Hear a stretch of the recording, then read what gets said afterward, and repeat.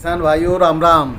मैं आपका दोस्त, आपका साथी, आपका भाई डॉक्टर के भारद्वाज ब्रजराज कृषि फार्म से पुनः आपके सामने उपस्थित हुआ हूँ आपके लिए कुछ उपयोगी जानकारी लेकर के। मित्रों, हमारी जो है रबी की फसल गेहूं की कट चुकी है, सरसों की फसल भी कट चुकी है और आलू तो हम पहले ही आलू से हम फ्री हो चुके हैं। अब इस बीच में जो 65-70 दिन जब तक हम खरीफ की फसल नहीं करते, उस बीच में हमारे खेत ज़्यादातर खाली रहते हैं। उसको सदुपयोग करने के लिए, दोहरे लाभ कमाने के लिए हम बेहतर एक फसल कर सकते हैं मूंग की। मूंग बहुत ही पौष्टिक तत्वों से भरी हुई फसल है, दलहनी फसल है। ये ज़्यादातर ऐसे व्यक्तियों को खाने की सलाह दी जाती है जिनकी इम्यूनिटी पावर कम हो जाती है, पाचन शक्ति कमज़ोर हो जाती है, तो उनको बेहतर परिणाम देती है। और अस्पतालों में डॉक्टर्स भी जो है मूंग की दाल खाने की सलाह देते हैं शुरुआत में, जब किसी का पाचन तंत्र कमज़ोर हो जाता है। तो मित्रों, मूंग को करने के लिए मैं तो ये सलाह दूंगा कि मूंग की खेती जो है कम से कम रासायनिक खादों का प्रयोग करके या रासायनिक पदार्थों का प्रयोग करके की जाए, जिससे इसके बेहतर परिणाम प्राप्त किए जा सकें। उसके लिए जो मुख्य दलहनी फसल तो है ही, इसको जो है खरीफ के साथ साथ गर्मियों में भी पैदा किया जा सकता है। तो अब हम गर्मी में मूंग की फसल को बेहतर तरीके से कैसे प्राप्त करें, बेहतर उत्पादन कैसे प्राप्त करें, उसकी हम चर्चा करते हैं। वैसे तो इसके बुवाई का जो उचित समय होता है 10 मार्च से लेकर के 10-15 अप्रैल तक होता है, लेकिन गेहूं की फसल के बाद हम इसको 20 अप्रैल तक भी कर लेते हैं तो कोई दिक्कत नहीं आती है। तो इसमें जो है आप अब तुरंत जो है आपकी गेहूं की फसल कट चुकी है, खेत खाली हैं, तो इसमें आप अच्छी तरह से खेत में पलेवा लगाइए। और पलेवा के साथ आप कर सकते हैं वेस्डी कंपोजर, अगर आपके साथ है तो उसको पलेवा के साथ ही कम से कम 1 एकड़ में 1000 लीटर वेस्डी कंपोजर आप उसको लगा दीजिए। बेहतर परिणाम प्राप्त होंगे आपको, क्योंकि गेहूं के जो अवशेष हैं वो इसमें जो है कार्बन की मात्रा को बढ़ाएंगे आपकी फसल के अंदर। अब आप जो है इसमें बिना देरी किए पलेवा होने के बाद जैसे ही आपके ओट आते हैं खेत, तुरंत आप 2-3 जुताई लगा करके मिट्टी को भुरभुरी कर दीजिए और इसमें जो है बिजाई कर दीजिए। अगर हम बिजाई से पहले बीजोपचार अवश्य करें, क्योंकि अगर बरसात मानसून प्री मानसून की बरसात अगर आ जाती है तो थोड़ा सा आपके इसमें रोगों की संभावना बढ़ती है। तो जो आप बीजोपचार करेंगे, उस बीजोपचार के लिए आप 20 से 25 किलोग्राम बीज प्रति हेक्टेयर की दर से ले करके और उसको 2.5 ग्राम थायरम और 1.0 यानी 1 ग्राम कार्बेंडाजिम और 4 से 5 ग्राम ट्राइकोडर्मा प्रति किलो की दर से इस बीज उपचारित करें। और फफूंदनाशी से बीजोपचार के पश्चात बीज को राइजोबियम एवं पीएसबी कल्चर से उपचारित करें।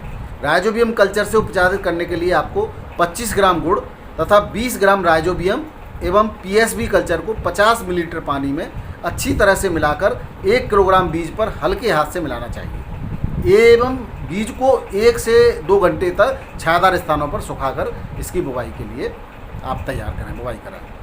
बुवाई का जो तरीका है उसमें आप 25 से 30 सेंटीमीटर की कतार में और 5 से 7 सेंटीमीटर पौधे से पौधे की दूरी पर बुवाई करें। बीज को 3 से 5 सेंटीमीटर गहराई पर बोना चाहिए, जिससे अच्छा अंकुरण प्राप्त हो सके और पर्याप्त नमी होनी चाहिए खेत के अंदर। अब इसमें आप कुछ पोषक तत्व ले लें, क्योंकि जो सरसों की खेती के बाद या गेहूं की खेती के बाद जब हम मूंग की बुवाई करेंगे तो कुछ पोषक तत्वों की आवश्यकता होगी बेहतर उत्पादन के लिए। तो अगर आप पूरी तरह से ऑर्गेनिक करना चाहते हैं तो आप ले सकते हैं इसमें 4 से 5 बैग जो है केंचुआ खाद, जो कंपोस्ट खाद ले सकते हैं, और 2 से 3 ट्रॉली जो है गोबर की खाद आप डाल दें। अगर आप जो है रासायनिक खेती करना चाहते हैं तो जो है आप 15 से 20 किलो नाइट्रोजन यानी यूरिया ले सकते हैं आप, और 40 से 60 किलोग्राम स्फुर तथा 20 से 30 ग्राम पोटास डीएपी और पोटाश ले सकते हैं आप, और 20 किलोग्राम इसमें सल्फर जरूर डाल दें प्रति हेक्टेयर की दर से। तो आप जो है जब अगर इन उर्वरकों का, रासायनिक उर्वरकों का प्रयोग करते हैं तो बेहतर परिणाम आपको प्राप्त होंगे। अगर आप जैविक तरीके से करते हैं तो आपको ये कोई भी रासायनिक खाद डालने की आवश्यकता नहीं है। आप 5 किलो प्रति एकड़ या कहें 12 किलो प्रति हेक्टेयर की दर से आप लें सरसों की खली, और उसको वेस्ट डिकम्पोजर में डाल के गला लें 2-3 दिन, और 2-3 दिन के बाद उसको जो है बुवाई से पहले पले हुए में जो है इसको आप खेत में लगा दें। उसके बाद आपको नाइट्रोजन की और किसी भी प्रकार के जो है रासायनिक खाद की आवश्यकता नहीं पड़ेगी, और बीच बीच में आप जो है वेस्ट डिकम्पोजर का प्रयोग कर सकते हैं। जल प्रबंधन की बात करते हैं तो आप जो है 4 से 5 बार इसमें आपको गर्मियों के दिनों में सिंचाई की आवश्यकता पड़ेगी, और वैसे 2 से 3 सिंचाइयों में भी मूंग की खेती की जा सकती है। और ये अवश्य ध्यान रखें कि दाना भरते समय भूमि के अंदर पर्याप्त नमी होनी चाहिए। खरपतवार की बात करें तो वैसे गर्मी के दिनों में खरपतवार ज़्यादा नहीं होती, लेकिन फिर भी जैसे ही अंकुरण हो जाता है और अंकुरण के पश्चात पहली सिंचाई के बाद जो भी खरपतवार इसमें निकले उसको जो है आप निदाई की विधि से, या अगर आप बैल उपलब्ध हैं तो बैलों से हल्की कतार से कतार में जो है गुदाई कर सकते हैं। इस तरह से इसकी खरपतवार का आप नियंत्रण कर सकते हैं। मूंग में अगर रोगों के प्रबंधन की बात करते हैं तो रोग प्रबंधन में जो है फफूंद जनित रोगों में चूड़ी कवक, मैक्रोफोमिना, झुलसन, सर्कोस्पोरा, पर्णदाग तथा एंथ्रेक्यूनोज प्रमुख हैं। इन रोगों की रोकथाम के लिए रोगरोधी किस्मों का चयन करें, उचित बीजोपचार करें, समय पर निंदा नियंत्रण करें तथा खेत में उचित जल निकासी रखें। बुवाई के 30 दिन बाद फसल पर कार्बनडाजिम दवा का 500 ग्राम 500 लीटर पानी में घोल करके और छिड़काव करें, और आवश्यकता अनुसार 15 दिन के बाद पुनः अगर ज़रूरत है तो छिड़काव कर दें। इस तरह से हम इसके रोगों को जो है कंट्रोल कर सकते हैं। मूंग में पीला मोजेक और पीली चितरी रोग अधिक लगता है। ये वायरस जनित विषाणु जनित रोग है जिसका एक पौधे से दूसरे पौधे में संक्रमण सफ़ेद मक्खी द्वारा होता है। सर्वप्रथम नई पत्तियों की नसों में, इन नसों के बीच में पीले और हरे रंग के कोणीय धब्बे पड़ते हैं। बाद में प्रभावित पत्तियों का पीलापन धीरे धीरे बढ़ता जाता है और पूरी पत्ती पीली पड़ जाती है।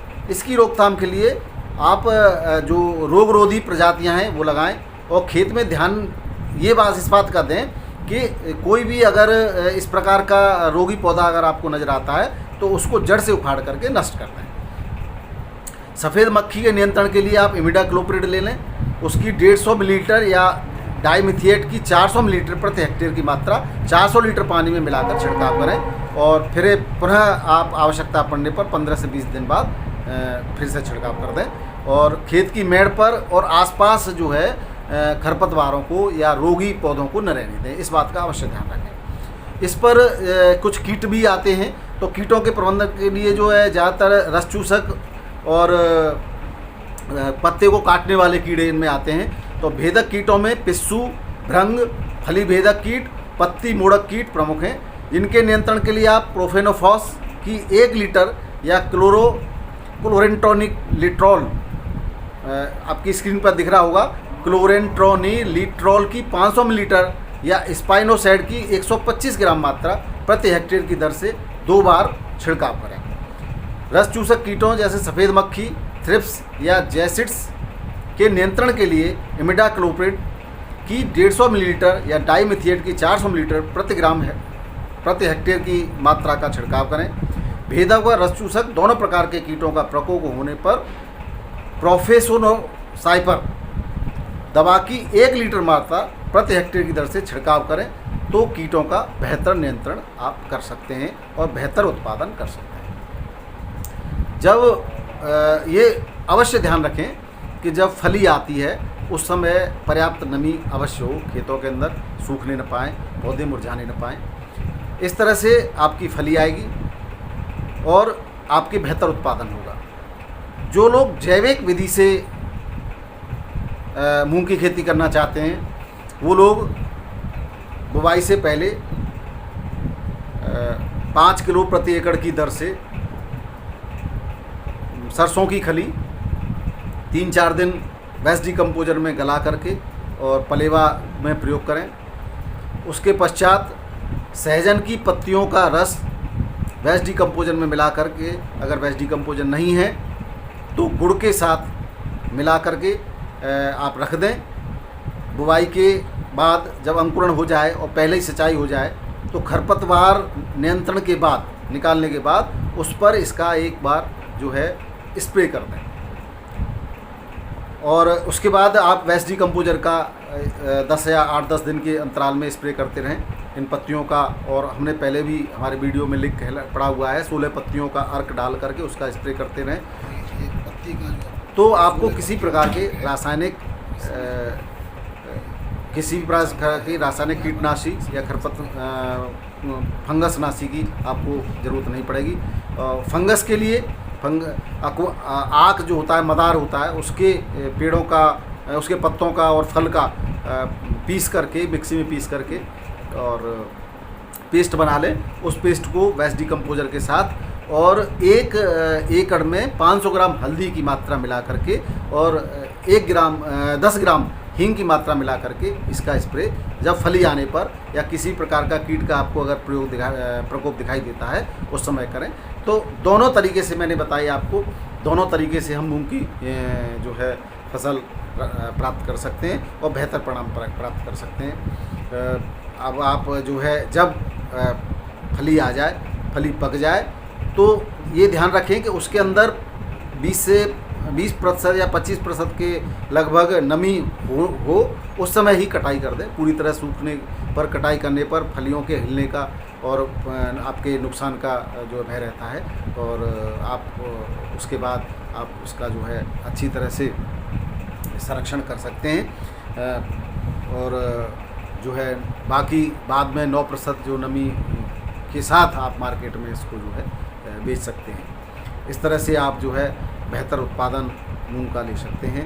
वीडियो आपको निश्चित रूप से पसंद आई होगी और आपके सुझाव या किसी प्रकार की जानकारी आप लेना चाहते हैं मुझे कमेंट करिए। जो लोग चैनल पर पहली बार हैं वो सब्सक्राइब करिए और आप देखो लाइक तो करिए। लाइक करने से हमारा उत्साह बढ़ता है और हमें आपको और जानकारी देने के लिए प्रेरणा प्राप्त होती है। आप वीडियो देखने के लिए बहुत बहुत धन्यवाद। आपका दिन शुभ हो। नमस्कार।